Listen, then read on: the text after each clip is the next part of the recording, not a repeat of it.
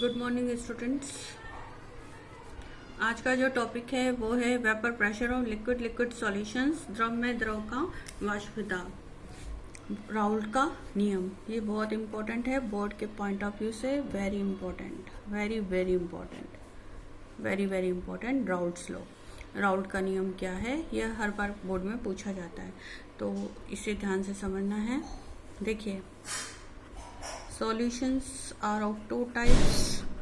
विलयन दो प्रकार के होते हैं, लिक्विड इन लिक्विड, द्रव का द्रव में विलयन, सॉलिड इन लिक्विड, ठोस का द्रव में विलयन। तो फर्स्ट हम ले रहे हैं लिक्विड इन लिक्विड, द्रव में द्रव का विलयन।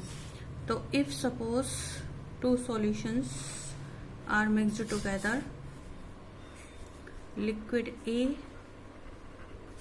एंड लिक्विड B, द्रव A और द्रव B। Liquid A, partial pressure of liquid A is PA, जो वाष्प दाब है द्रव A का वो है PA, और द्रव B का जो वाष्प दाब है वो है PB। Partial pressure of B, liquid B is PB। Then total P will be equal to PA plus PB।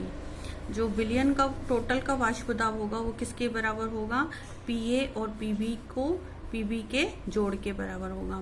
It will be total pressure will be equal to PA plus PB। Okay,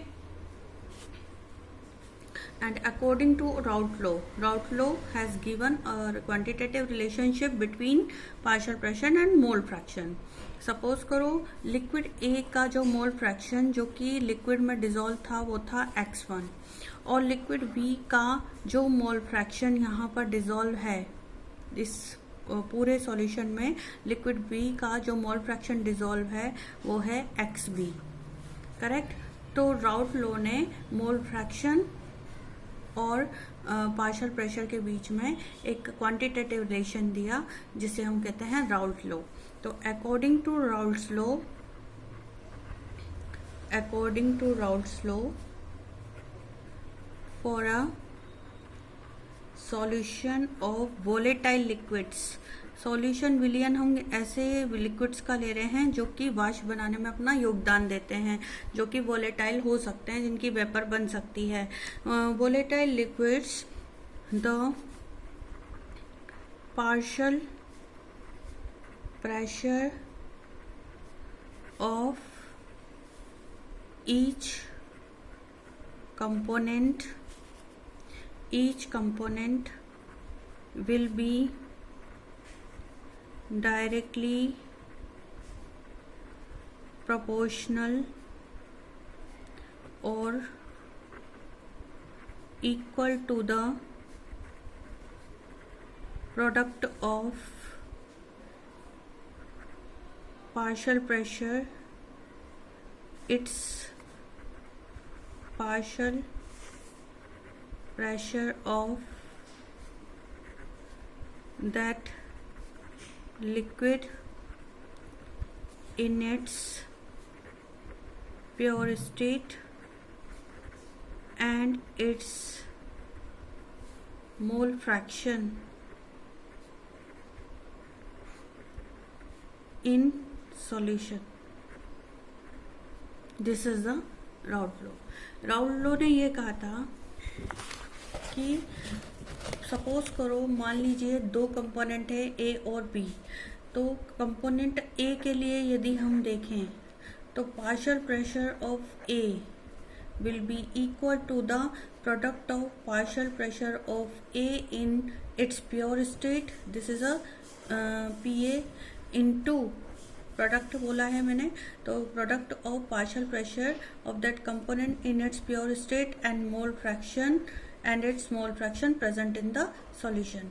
this is the Raoult law. यही Raoult का नियम था कि उसने कहा कि किसी भी वाष्पशील द्रवों वाले विलयन के लिए जो प्रत्येक अवयव का वाष्प दाब है वो उसकी शुद्ध अवस्था में वाष्प दाब और उसकी मोल भिन्न के गुणनफल के बराबर होता है, ठीक है।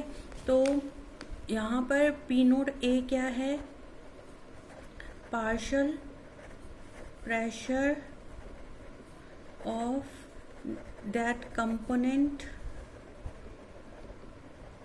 in its pure state, in its pure state, उसकी प्योर स्टेट में जो पार्शियल प्रेशर है उसके और उसकी जो एक्से यानी कि उसकी जो मोल फ्रैक्शन प्रेजेंट है इस लिक्विड में उसके गुणनफल के यानी मल्टीप्लिकेशन के बराबर होगा। तो जैसे पीए है, सपोज करो ये फॉर सॉल्यूट है, सपोज करो फॉर सॉल्यूट है, ये वोलेटाइल सॉल्यूट। सॉल्यूट कैसा है? वोलेटाइल, वाष्पशील अवयव है, तो वाष्पशील विलय के लिए है। तो इसी तरह फॉर वोलेटाइल सॉल्वेंट बी के लिए क्या हो जाएगा? बी भी प्रेजेंट है, तो P B will be equal to P naught B into X B. तो partial pressure of solvent will be equal to the product of partial pressure of B in its pure state and its mole fraction present in the solution, that is Raoult law। Raoult नियम ने कहा था कि जो विलायक का वाष्प दाब है वो विलयन में उपस्थित उसकी मोल भिन्न और उसकी शुद्ध अवस्था में वाष्प दाब के गुणनफल के बराबर होता है। ठीक है, तो यहाँ पर यदि हम विलयन का वाष्प दाब कहें, total vapour pressure of solution की बात करें, वेपर प्रेशर ऑफ सॉल्यूशन, तो वेपर प्रेशर ऑफ सॉल्यूशन को यदि हम पी टोटल से दर्शाएं, कुल विलयन का वाष्प दाब बराबर होगा विलय के वाष्प दाब प्लस विलयन के वाष्प दाब के। तो विलय का वाष्प दाब यानी सोल्यूट का वाष्प दाब पी है plus vapour pressure of solvent is P B, तो it will be equal to partial pressures of solute and solvent P A plus P B. तो P total will be equal to P A plus P B. अब P A की value वही P naught A into X से रख देते हैं और P B की value P naught B into X B रखते हैं, जो भी अभी ने निकाली थी, है ना। तो P total will be equal to P naught A into X A plus P naught B into X B. अब since X A plus X B हम जानते हैं किसके बराबर होता है? 1 के, तो एक्स ए की जगह हम रख सकते हैं 1 माइनस एक्स बी। तो यहाँ पर P total will be equal to आ जाएगा 1 minus P naught A into 1 minus X B, ये एक्स ए की जगह 1 माइनस एक्स बी रख दिया, plus P naught B into X B. इसको मल्टीप्लाई अप्लाई कर दिया तो P total will be equal to P naught A, 1 को मल्टीप्लाई करेंगे तो पी नोड ए आएगा minus P naught A into X B plus P naught B into X B. ये bracket को ओपन कर दिया हमने, बस और कुछ नहीं किया है। तो P total will be equal to P naught A plus में वैल्यू रखेंगे तो इस वैल्यू को पहले रखते हैं। तो इसमें एक्स बी क्या है? कॉमन है, एक्स बी कॉमन है, तो एक्स बी को कॉमन निकाल लिया। इस वैल्यू को पहले लेंगे क्योंकि हमने यहाँ पे प्लस लिया है, तो P naught B minus P naught A, ये ऐसे हो जाएगा। ठीक है, अब इसके बेस पर हमने ये आगे का जो डेरिवेशन किया है वो प्लॉट खींचने के लिए किया है, ग्राफ प्लॉट करने के लिए किया है। तो ग्राफ में एक तो वाई एक्सिस होती है, एक एक्स एक्सिस होती है, एक स्लोप होता है और एक इंटरसेप्ट होता है। तो ये वैल्यू निकालेंगे हम, तो P total will be equal to, ये हम वाई एक्सिस पे रखेंगे, ये एम यानी कि इसका स्लोप होगा, हिंदी में इसे कहते हैं ढाल। ठीक है, ये हमारी एक्स एक्सिस बनेगी, एक्स अक्ष बनेगी, एक्स एक्सिस अक्ष बनेगी। एक्स एक्सिस पे हमें मोल भिन्न लेना है, वाई एक्सिस पे हमें वाष्प दाब लेना है और slope P naught B minus P A कर देंगे और पी नोड ए जो है वो हमारा हो जाएगा सी यानी कि इंटरसेप्ट, जिसे हिंदी में कहते हैं अंतःखंड, अंतःखंड। ठीक है, अब इस बेस पर हम क्या प्लॉट करेंगे? एक ग्राफ। राउल्ट के नियम पर एक ग्राफ भी हम प्लॉट कर सकते हैं। सपोज करो, देखो अब मैं वापस से लिख रही हूँ P T is equal to P naught A plus P naught B minus P naught A into X B, ये हमारी वैल्यू आई थी, ये वाई पे लेना है, ये एम पे लेना है, ये एक्स एक्सिस पे लेना है और ये हमें सी इंटरसेप्ट बनाना है। अब इस बेस पर हम एक ग्राफ प्लॉट कर लेते हैं। देखो पहले हम मोल भिन्न यानी कि मोल फ्रैक्शन लेंगे एक्स एक्सिस पे, मोल फ्रैक्शन, और पार्शियल प्रेशर हम वाई एक्सिस पे लेंगे, पार्शियल प्रेशर, ये हम वाई एक्सिस पे ले लेते हैं। अब मोल फ्रैक्शन ए का हम एक्स से डिनोट कर रहे हैं, तो एक्स से यहाँ पर यदि हम 1 ले रहे हैं तो स्टार्टिंग में जो एक्स बी है वो क्या हो जाएगा 0, क्योंकि 1 + 0 x A plus X B का जो योग है वो 1 के बराबर होना चाहिए। तो एक्स ए 1 है, एक्स बी 0 है, तो क्या हो गया 1। और यहाँ पे हम ले रहे हैं यदि एक्स से हम यहाँ ले रहे हैं 0, क्योंकि यहाँ पे 1 लिया था तो 0 से स्टार्ट होएगा, क्योंकि पहले उसकी मोल भिन्न बिल्कुल भी नहीं थी मोल फ्रैक्शन, फिर उसका बढ़ते बढ़ते मोल फ्रैक्शन 1 हो गया। ऐसे ही इसका एक्स बी 0 थी तो इसकी बढ़ते बढ़ते एक्स बी जो हो जाएगी वो हो जाएगी 1, जो उसकी मोल फ्रैक्शन सॉल्यूशन में प्रेजेंट है वो हो जाएगा 1। तो इन दोनों का जो टोटल है वो भी 1 रहेगा और इन दोनों का जो टोटल है वो भी 1 के बराबर रहेगा। तो मोल फ्रैक्शन ले लिया। अब यहाँ पे इंटरसेप्ट जो सी की बात करेंगे हम, पी नोड ए की बात कर रहे हैं, तो यहाँ पर हम पी नोड ए ले लेते हैं इंटरसेप्ट पे, पी नोड ए, और यहाँ पे इंटरसेप्ट पे हम ले लेते हैं पी नोड बी। ठीक है। अब इसकी जो सॉल्यूशन की जो एक्से थी वो 0 मोल फ्रैक्शन था, लेकिन बढ़ते बढ़ते वो कितने पे पहुंच गया 1 पे पहुंच गया, इसकी मैक्सिमम वैल्यू आ गई 1। तो पी नोड ए जो है उसका प्योर स्टेट में वेपर प्रेशर हो गया, जो कि हाई लेवल पे पहुंच गया।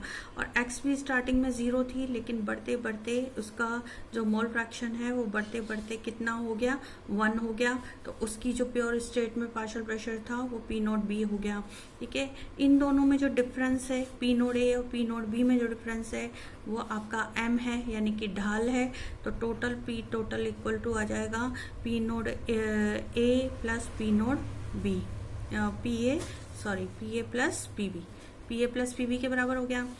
और यहाँ पे जो पी ए था वो P naught A into x के बराबर था, ये भी हमने निकाल लिया था।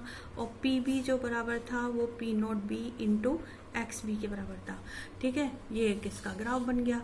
अच्छा, पी नोड ए मैंने नीचे लिया है पॉइंट, पी नोड बी ऊपर लिया है, इसलिए क्योंकि मैं एक कंपोनेंट का जो पार्शियल प्रेशर है वो कम मान के चल रही हूँ दूसरे के पार्शियल प्रेशर से, क्योंकि दोनों का बराबर बराबर तो हो नहीं सकता, किसी का कम किसी का ज़्यादा होगा, तो किसी का भी आप कम और ज़्यादा ले सकते हो। तो एक जो स्लोप बनेगा वो बराबर होगा पी टोटल बराबर P A plus P B के।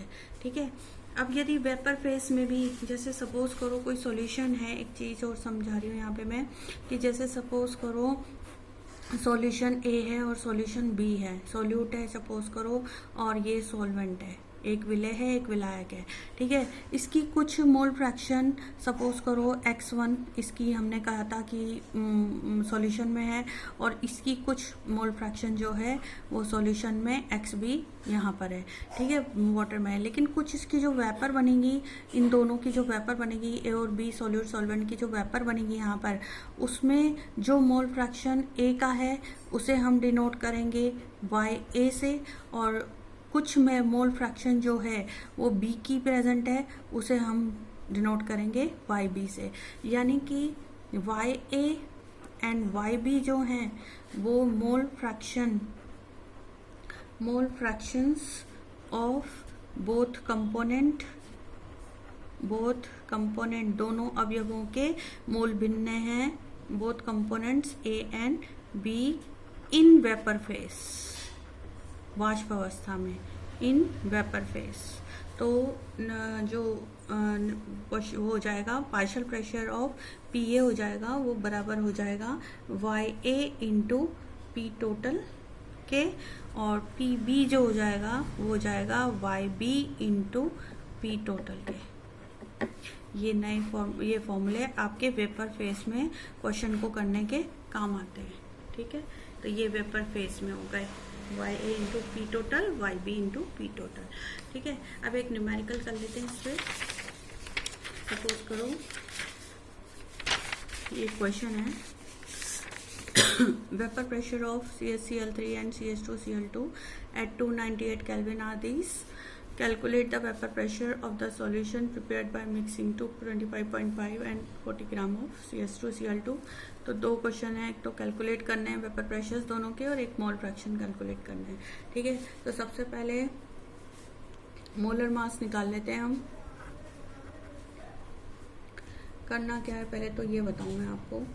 देखो P टोटल बराबर होता है PA प्लस PB के, और P टोटल बराबर होता है P naught A into XA के plus P node B into XB के।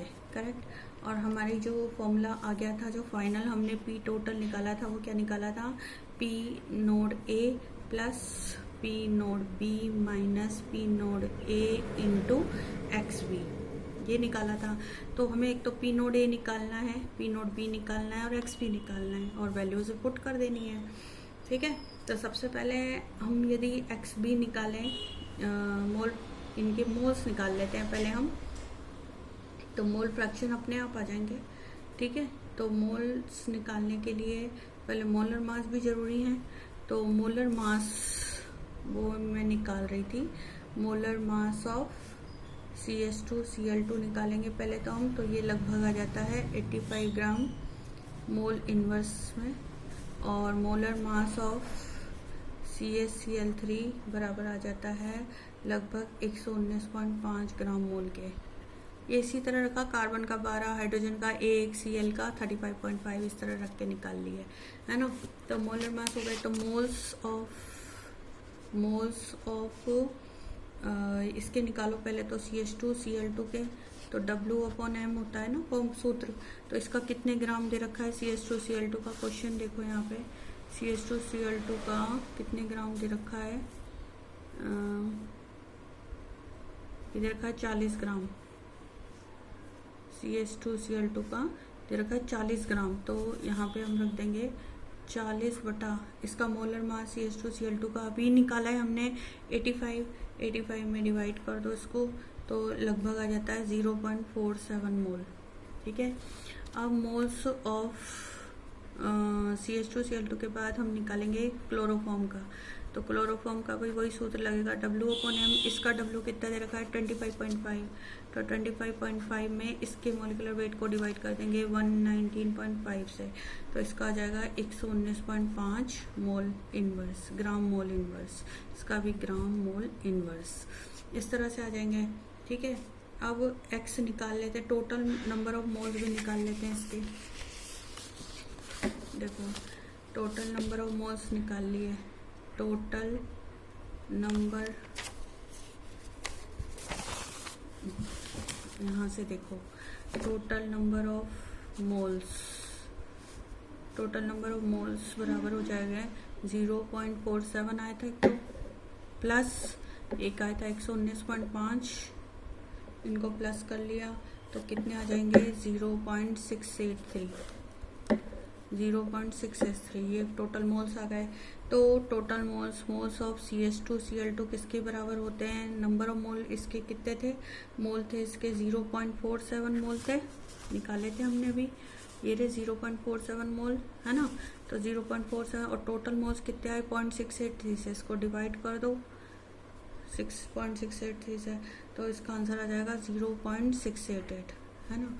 और X क्लोरोफॉर्म निकालेंगे, इसके मोल्स कितने दिए हुए थे? 119.5, तो 119.5 में वही 683 का डिवाइड कर दोगे, तो इसका आंसर आ जाएगा लगभग 0.312। डिवाइड करने की ज़रूरत नहीं है, 1 माइनस XB भी कर सकते हो तो भी निकल जाएगा, है ना। तो अब हम इस वाली इक्वेशन में जो हमने समीकरण निकाली थी, इक्वेशन निकाली थी, उसमें रख देते हैं सारी वैल्यूज़। तो P total will be equal to आएगा P नोड A दे रखा है क्वेश्चन में, ये देखो P नोड A स्टार्टिंग में दे रखा है, कितने प्रेशर दे रखे हैं CH2Cl3 और CH2Cl2 के, एक तो 200 mm Hg प्रेशर दे रखा है और एक 415 mm Hg प्रेशर दे रखा है। तो क्लोरोफॉर्म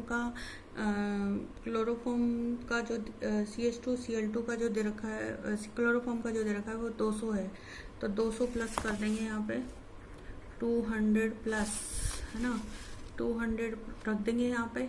और पी नोट बी कितना दे रखा है प्योर स्टेट में, उसका वेपर प्रेशर दे रखा है 415, ये देखो 415 दे रखा है, तो 415 रख देंगे यहाँ पे 415, ठीक है।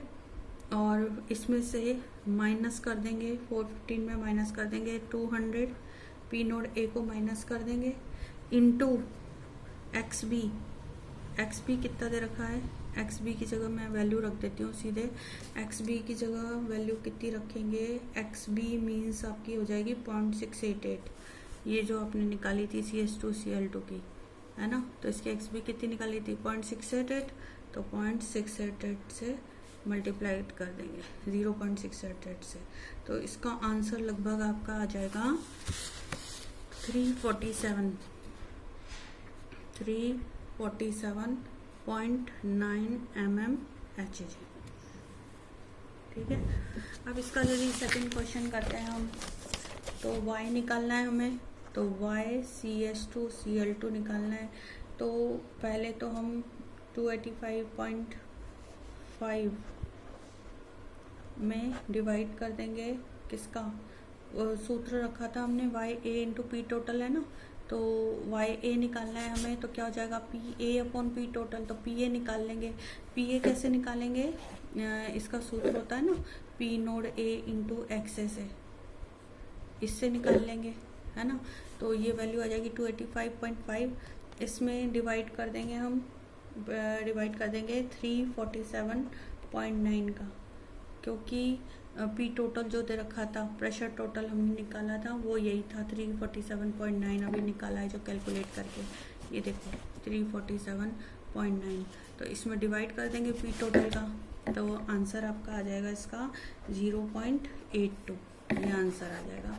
और y दूसरे की भी मोल भिन्न पूछी है उसने, मोल फ्रैक्शन पूछा है वेपर बेस में, तो CSCl3 का क्या हो जाएगा, इसका भी निकाल लेंगे। y जो PB है वो कैसे निकाल लेंगे, P naught B into X B से, P naught B into X B से, एक्स बी भी है हमारे पास, P नोट B भी है, तो दोनों से मल्टीप्लाई करके कि जब हम निकालेंगे आंसर, तो इसका आंसर लगभग आ जाएगा 62.4, और इसमें डिवाइड वही टोटल प्रेशर का कर देंगे 347.9 का, तो आंसर आपका आ जाएगा 0.18। ये दोनों y1 भी निकल गया, y2 भी निकल गया, ठीक है। तो इस तरह से क्वेश्चन इसके न्यूमेरिकल कराए जाते हैं, थोड़े आप प्रैक्टिस करना, फिर मैं करवा दूंगी। Thank you very much.